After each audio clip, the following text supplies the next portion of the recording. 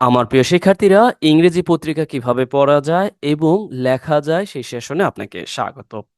Here we see Barguna's dengue crisis. বরগুনার dengue সংকট is exposing প্রকাশ করতেছে পাবলিক হেলথ গ্যাপস জনস্বাস্থ্যের যেই ভুল ত্রুটি অথবা ব্যবধান। আমরা যদি একসাথে একটু দেখার চেষ্টা করি তাহলে অর্থটা দাঁড়ায় এইরকম যে বরগুনা ডেঙ্গু যে সংকট জনস্বাস্থ্যের অভাব প্রকাশ করছে। লক্ষ্য করুন, সিম্পলি এখানে বোঝাই যাচ্ছে বরগুনাস ডেঙ্গি ক্রাইসিস এই পর্যন্ত অ্যাজ এ নাউন ফ্রেজ হিসাবে সাবজেক্টের মতো কাজ করছে। ইজ এক্সপোজিং, যেহেতু অক্সিলারি ভার্ব ইজ আছে, ভার্বের সাথে আইএনজি যুক্ত ফর্ম আছে, তার মানে হচ্ছে এটা একটা কন্টিনিউয়াস টেন্স। ওকে, এক্সপোজিং প্রকাশ করা অর্থে আমরা ব্যবহার করতে পারি। আর পাবলিক হেলথ গ্যাপস মূলত গ্রামারের ভিত্তিতে এই অংশটুকুকে বলা যায় নাউন ফ্রেজ। আরেকটি নাম আপনি একসাথে বলতে পারেন, এটা একটা অবজেক্ট। কারণ যদি বলি যে এই ডেঙ্গু ক্রাইসিস কি, কাকে এক্সপোজ করছে, কাকে প্রকাশ করছে, তাহলে আমরা উত্তর পাবো এই পাবলিক হেলথ যে গ্যাপস আছে, পাবলিক হেলথ এই গ্যাপসকে মূলত প্রকাশ করছে। ও হ্যাঁ, যেহেতু এই বাক্যের সাবজেক্ট আছে, লক্ষ্য করুন এই সাবজেক্ট, এই ভার্ব, আর এই হচ্ছে অবজেক্ট, তার মানে এই বাক্যটাকে আপনি প্যাসিভ করতে পারবেন, ঠিক না? তাহলে প্রথমে আপনার জন্য কাজ, এই বাক্যটা দয়া করে আপনি প্যাসিভ করে দিবেন। দেখুন, আমি যখন আপনাকে কাজ দেই তার মানে আপনি ভেবেই নিবেন এটা অনেক বেশি গুরুত্বপূর্ণ। কারণ আমি যেহেতু লেখালেখি নিয়ে কাজ করি, সুতরাং রিডিং স্কিলের সাথে আপনি যদি লেখালেখিকে দারুণভাবে আয়ত্তে আনতে পারেন তাহলে আপনি একমাত্র সার্থকতা অনুভব করবেন বলে আমি আশা ব্যক্ত করি। তবে হ্যাঁ, কারো কারো শুধুমাত্র পড়ার প্রয়োজন হয়, কারো কারো শুধুমাত্র কথা বলার প্রয়োজন হয়। যাই হোক, আপনার সময় ও সুযোগ হলে অবশ্যই আপনি কি করবেন, এই বাক্যটাকে প্যাসিভে করে দিবেন। ওকে, আসুন পরবর্তীতে আমরা দেখার চেষ্টা করি। অথরিটিজ মাস্ট টেক, অথরিটিজ, ও হ্যাঁ, এটা জাস্ট আমি এতটুকু বলে দিচ্ছি, পুরো অংশটা আমি বলে দিব না, এটা আপনার জন্য কাজ দিয়ে দিচ্ছে। কেমন? আমি এতটুকু বলে দিই, এই অংশটুকু টু কন্টেইন ইটস স্প্রেড, তার মানে হচ্ছে এই যে ডেঙ্গু ক্রাইসিস, এই ডেঙ্গু ক্রাইসিসকে নির্দেশ করা হয়েছে এই ইটস দিয়ে। তার মানে এটির বিস্তার, এখানে এই স্প্রেড মূলত অ্যাজ এ নাউন হিসেবে ব্যবহার হয়েছে, বোঝাচ্ছে এটির বিস্তার রোধ করতে। তাহলে এই পুরো অংশটু একসাথে কিভাবে অর্থ দিচ্ছে দয়া করে আমাকে অবগত করবেন। এটুকু বলে দিই, এটুকু বলে দিই এই অর্থে যে এই পর্যন্ত অংশটা আপনি কি বলতে পারেন, এই পর্যন্ত অংশটা একসাথে কলকৌশল হিসেবে ব্যবহার হয়েছে, যার অর্থটা দাঁড়ায় সিম্পলি যে যথোপযুক্ত ব্যবস্থা। এখন আপনার কাজ হচ্ছে পুরো অংশটার একসাথে আপনি একটা অর্থ দাঁড় করাবেন অথবা সমজাতীয় একটি বাক্য তৈরি করবেন। এখন কেউ কেউ বলতে পারেন, শুরু করতে না করতেই দুইটা কাজ দিয়ে দিলেন, ঝামেলায় তো ফেলে দিলেন। এটাই আমার ভিডিওগুলো দেখলে আপনাকে কাজ করতে হবে। জি, পরবর্তীতে দেখি দ্য সিচুয়েশন দিয়ার, এই অংশটুকুর অর্থ কি হতে পারে? হুম, এই অংশটুকুর অর্থ হলো যে সেখানকার পরিস্থিতি। লক্ষ্য করুন, আমরা কিন্তু সবসময় দেয়ারকে অ্যাজ এ ইন্ট্রোডাক্টরি সাবজেক্ট হিসেবে ব্যবহার করি অথবা আমরা অ্যাডভার্ব হিসেবে ব্যবহার করি, বাট এখানেও কিন্তু অ্যাডভার্ব হিসেবে ব্যবহার হয়েছে। বাট ইন্টারেস্টিংলি এখানে অর্থটা দিচ্ছে সেখানকার অবস্থা। দ্য সিচুয়েশন ওই জায়গাটার অবস্থাকে নির্দেশ করেছে, নির্দিষ্ট অর্থে দ্য সিচুয়েশন হয়েছে। আমরা কিন্তু স্বাভাবিকভাবে জানি যে অ্যাবস্ট্রাক্ট নাউন হলে তার পূর্বে দি বসবে না বা আর্টিকেল বসে না, বাট এখানে বসেছে। এর প্রধানত কারণ কি? প্রধান এই যে অবস্থা, এই যে পরিস্থিতিটা, এটা মূলত এই যে বরগুনার, এই যে বরগুনার যে পাবলিক হেলথ যে সেন্টারটা আছে সেই পরিস্থিতিকে নির্দেশ করেছে। হ্যাভ বিন মেকিং হেডলাইন, তার মানে সেখানকার পরিস্থিতি হেডলাইন তৈরি করতেছে। হেডলাইন বুঝতে পারছেন, সংবাদের শিরোনাম হচ্ছে ফর কোয়াইট সাম টাইম, বেশ কিছুদিন ধরে। দয়া করে এটাকে একটু নোট করবেন, দিস ইজ ইম্পর্টেন্ট। আমরা যদি একসাথে এই অংশটুকুর অর্থ দেখার চেষ্টা করি তাহলে এইরকম পাবো যে সেখানকার পরিস্থিতি বেশ কিছুদিন ধরেই সংবাদ মাধ্যমের শিরোনাম হচ্ছে। তাহলে এই অংশটুকুর অর্থ কি? সিম্পলি এই অংশটুকুর অর্থ হলো বেশ কিছুদিন ধরে, তার মানে বেশ কিছুক্ষণ বোঝাতে, বেশ কিছুদিন বোঝাতে quite some time as a adverbial phrase হিসাবে আপনার প্রয়োজনে আপনি ব্যবহার করতে পারেন। তাহলে দেরি কেন? যদি আপনি নতুন পরিচিত হয়ে থাকেন তাহলে নোট নিন এবং এইটাকে দয়া করে আপনি আপনার লেখায় এবং আপনার কথা বলায় ব্যবহার করুন। জাস্ট আপনি চিন্তা করুন কয়েকদিন ধরে for quite some time for quite some time okay that's যদি আপনি নতুন পরিচিত হয়ে থাকেন মুখস্থ করে ফেলেন। এতে কোনো রকম দ্বিধাদ্বন্দ্ব করেন না। কেমন? ওকে। তাহলে হ্যাভ বিন মেকিং হেডলাইনস মানে সংবাদের শিরোনাম হচ্ছে বা আপনি এভাবে বলতে পারেন যে শিরোনাম তৈরি করছে। একই কথা কিন্তু। আপনি হয় বলতে পারেন যে সংবাদের শিরোনাম তৈরি করছে, আবার এটাও বলতে পারেন যে সংবাদের শিরোনাম হচ্ছে বা হইতেছে। দুইভাবেই এটা অর্থটা প্রকাশ করে, নো প্রবলেম।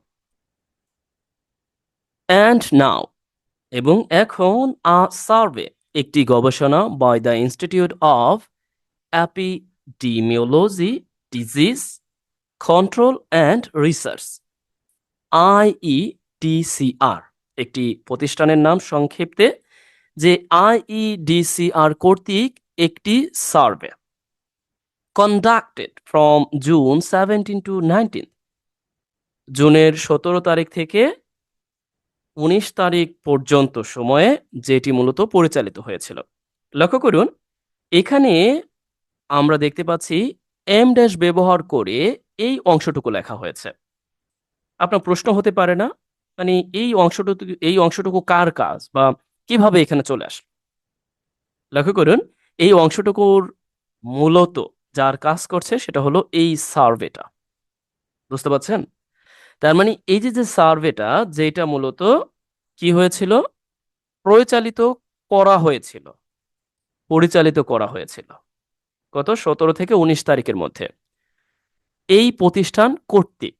তাহলে প্রশ্নটা হলো এই যে এম ড্যাশ দিয়ে এটাকে কেন এখানে আলাদা করা হয়েছে? এটা আপনাদের মনে কারো কারো প্রশ্ন হতেই পারে। দেখুন এটা মূলত সম্পূর্ণ অতিরিক্ত অর্থ মানে অতিরিক্ত তথ্য। কেন অতিরিক্ত তথ্য? লক্ষ্য করুন চাইলে কিন্তু কি করা যেত এই অংশটা না দিলেও কিন্তু হইতো মানে সরাসরি কি করা যেত এমনি দিয়ে দেওয়া যেত যে ইয়েস অ্যান্ড এই যে আইডিসিআর কর্তৃক এই যে সার্ভেটা আছে এই সার্ভেটা কি করে প্রধান ভার্ব হচ্ছে এই যে শেড লাইট ওয়ান, তার মানে এটা আলোকপাত করে। কেমন? তার মানে আমরা কি দেখতে পাচ্ছি? আমরা এই অংশটুকু দেখতে পাচ্ছি এই যে এখন এই যে 17 থেকে 19 জুন পরিচালিত রোগ নিয়ন্ত্রণ ও গবেষণা ইনস্টিটিউটের একটি জরিপ। এরপর আসছে হ্যাজ শেড লাইট অন, তার মানে আলোকপাত করেছে। এটা কিন্তু আপনি জাস্ট একটু মাথায় রাখবেন। এটার মানে হচ্ছে শেড লাইট অন একসাথে অ্যাডভার্বিয়াল ফ্রেজ হিসেবে you can use for your writing.